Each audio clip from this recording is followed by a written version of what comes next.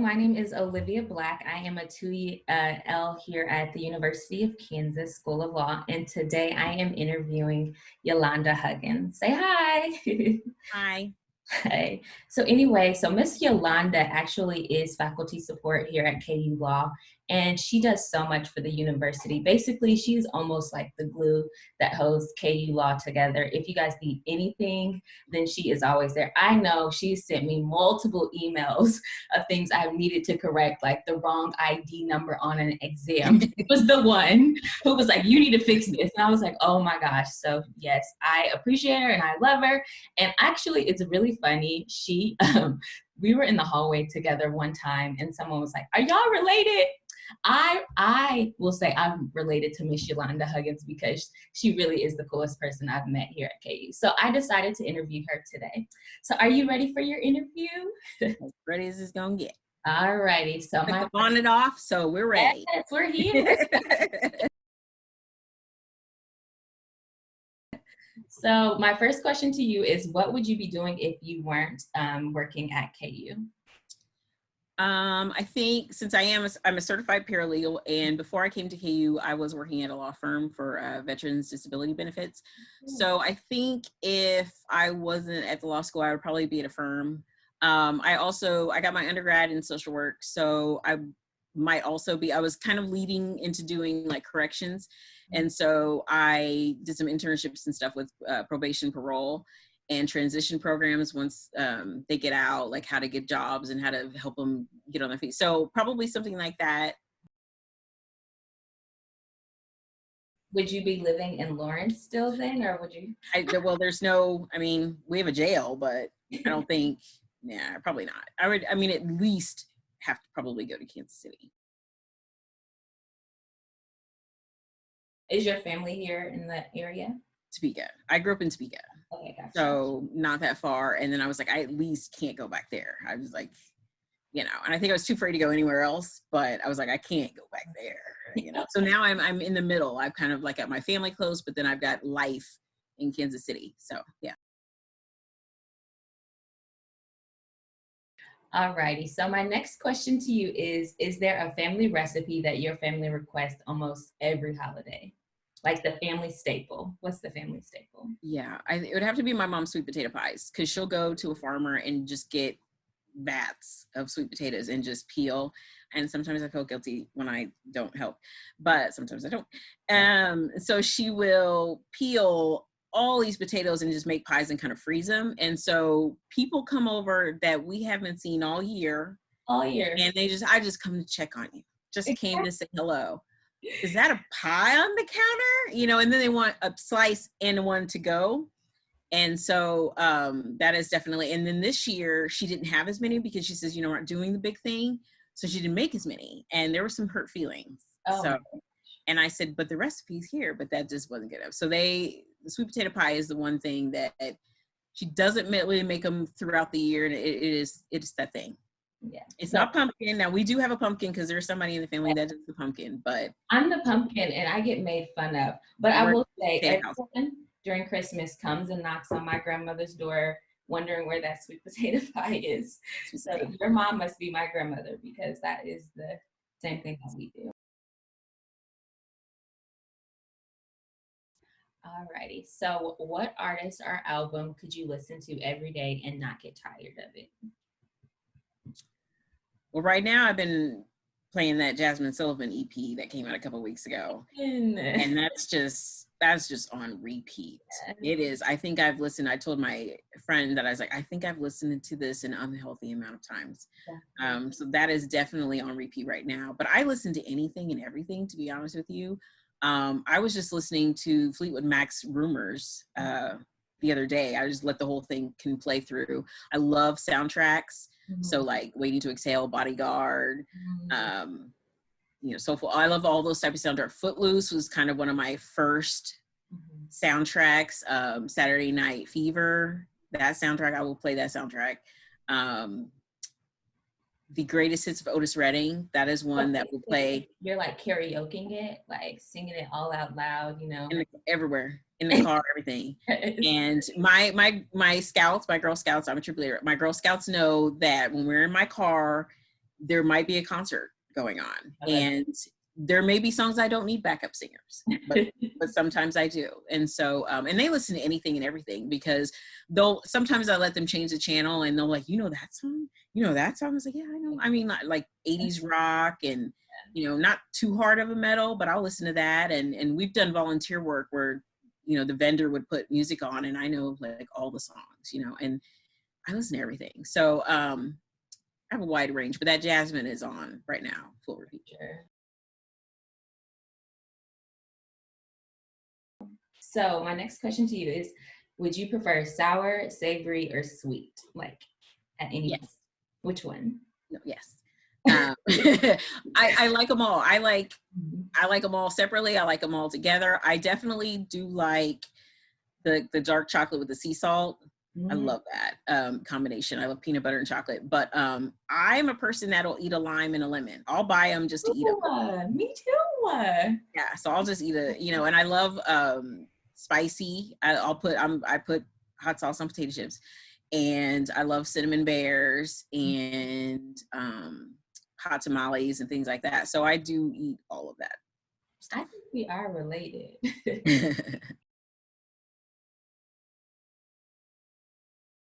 Okay, if you have social media, which one is your favorite and why? I don't have very many things. I don't like putting myself out there, and this was a trial. But I think if I had to pick a favorite, it would probably be maybe Instagram, because it just seems a lot less negative than some of the others. People can just be downright ugly. I don't know if you know the Mighty McClures, the twins, and they're like this couple, and so they do this thing and they just record their family doing all kinds of stuff, just another reality TV show. Like those little girls. Yep.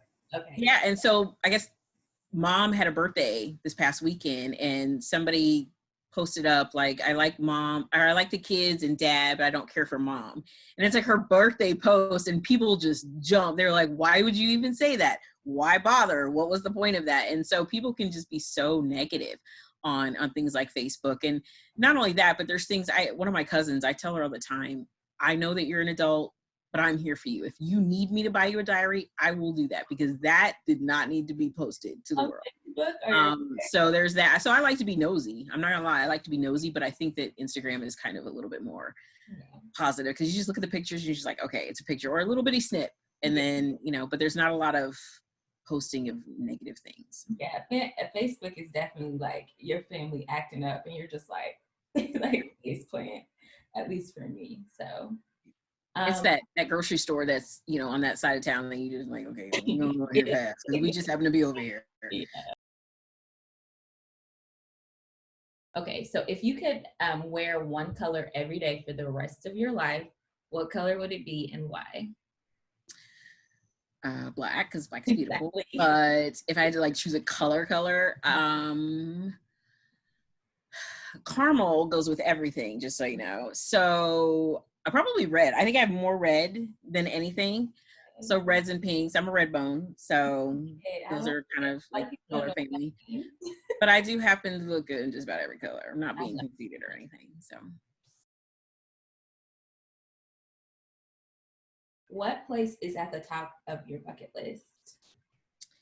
Place at the top of my bucket list. Geographical location, or even like a peace of mind. I can go there. Like whenever I get a place of just full, no regrets, things were done when they're done, that would be a nice place to achieve. I imagine like, Cicely Tyson just passed and she was 96 years old.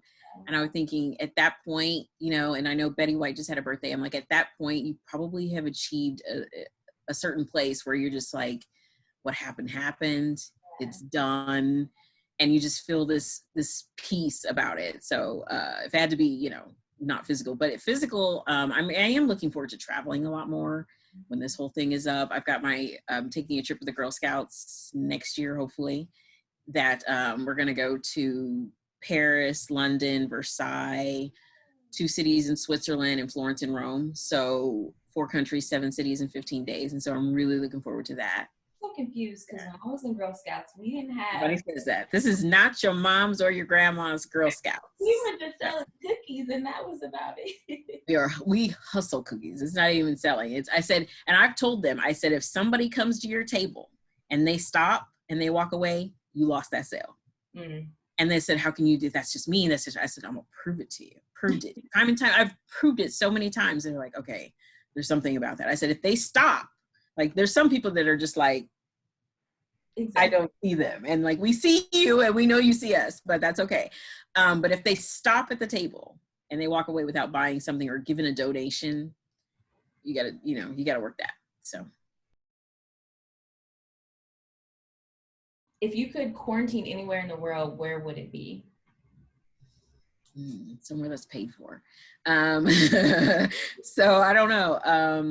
I mean, I would say like the beach or whatever, but I don't know, like I can't swim. So I wouldn't be taking full advantage, and it wouldn't be anywhere cold. So I would just think that it would be somewhere that had a bunch of, it'd be nice. Like if I, maybe some, like a castle where everything, you just had all these different rooms, like a cruise boat. That would be cool. A cruise boat, unless the people were sick on it. But a cruise boat is like different activities and rooms and stuff. That in a cruise boat, you automatically have like the movie theater, maybe a bowling alley. So that would have been cool. Yeah. Yeah, that's true.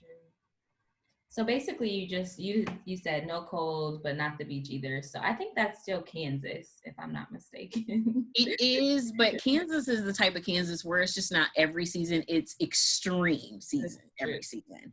I mean, we can't just like in the fall and spring, just they're weak. So if you miss them, you miss them.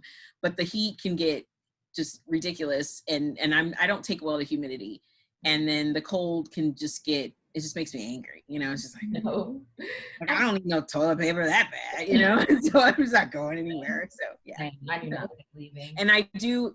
Ice is my kryptonite, so I will fall. It's a known fact. Happens every year.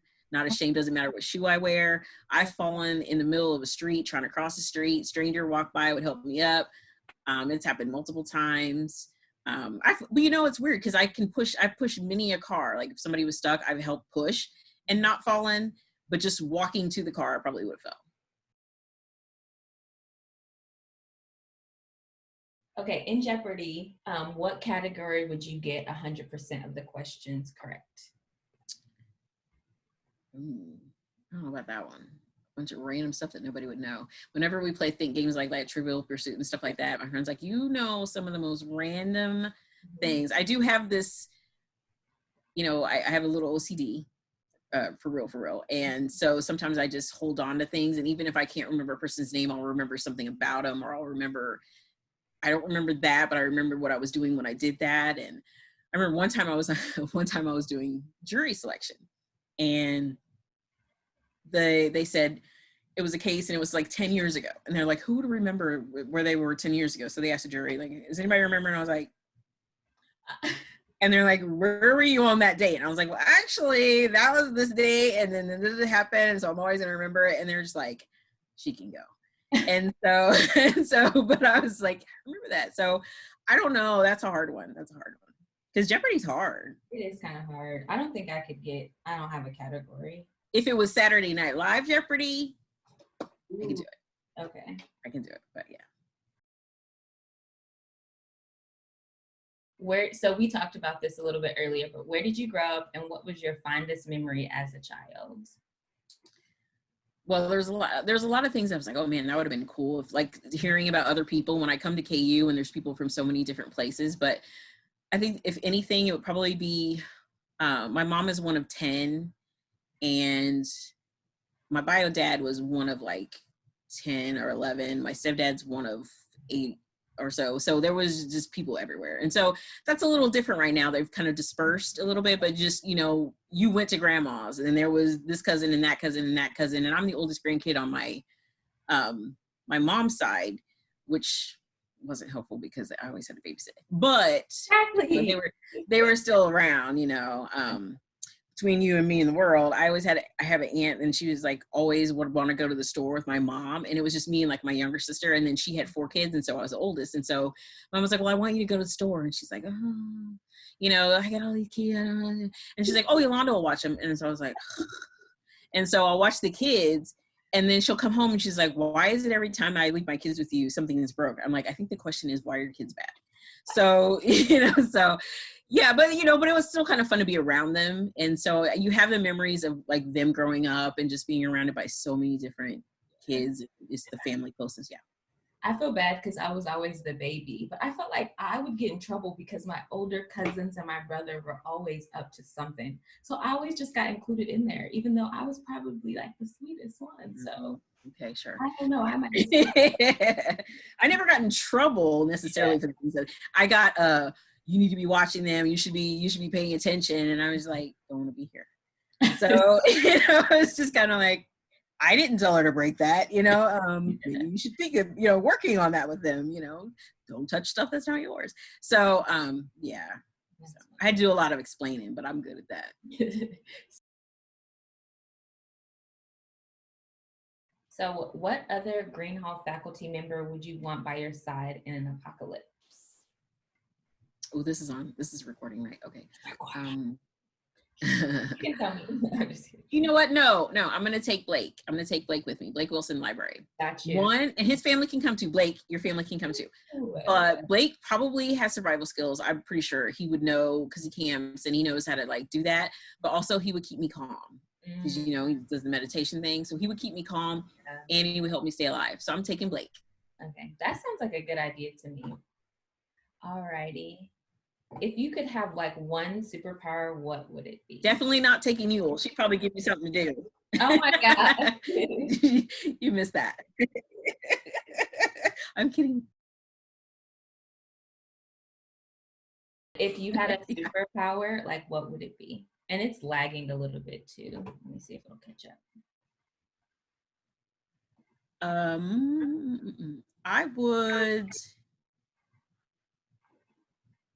I would have the ability to be just, I don't know, an out of the box innovator, thinker person. And when I say that, I mean, I was just telling somebody about this the other day, MacGyver. Like when I was a kid, there was a TV show MacGyver, and I really looked up to MacGyver. And MacGyver was kind of the person that was just like the super problem solver. Like, the boat's leaking, okay, well, what do we have? Well, we have a safety pin, a cotton ball, and, a bobby pin in your hair. Okay, we can save ourselves. So like, I think the people that invent things, like inventors, they, like, who was just sitting there one day and you're like, it'd be nice if we just had, not to put the candles out every night. Like, I'm tired of putting the candles out. And then just boom, we have electricity and then it works and all that. And it's like, wow. And just the people that just inventors in general. Like, if I could be an inventor and have a skill like that, then I would love that. Yeah, I'm like, who invented like all this stuff around us? Yeah. Like, everything had to have been invented, and I'm like, that's so crazy to me. So that's actually even just, I mean, like, you have glasses on, just think, I mean, you have glasses, and I know, there's people that don't like, science and all that, but it was like, you can see because you have glasses on, and somebody thought of that, and somebody made it and took it into this form and turned it into something that you could wear that was lightweight, and you could, so that kind of is fascinating to think about. And so I actually been trying to find out a little bit more about inventors here and there, because like, you just never knew, especially Black inventors. Who knew? There's a lot. And I've been trying to look that up a little bit more, because not just because Black History Month, but I went on a trip and I can't remember where, but they had a bunch of things, and it was the Black American West Museum. It was the Black American West Museum in Denver. Okay. And it basically was this whole movement of when the migration happened to like California and all that, and like Denver and like St. Louis were those hubs in the middle. And so in the museum, they had a bunch of little placards, I think it was, that showed like all these different inventions, because back then, especially, people were inventing things that we just didn't know. And I was like, the credit just was not given, because I had no idea it's just fascinating to see. I know, that's really cool. Well, happy Black History Month. First of all, it's February 1. And yeah, you're welcome. And then second of all, thank you so much for letting me interview you today. Sure. For letting us pry into your business a little bit. Alrighty, I'm gonna stop you here. Okay, bye. Bye.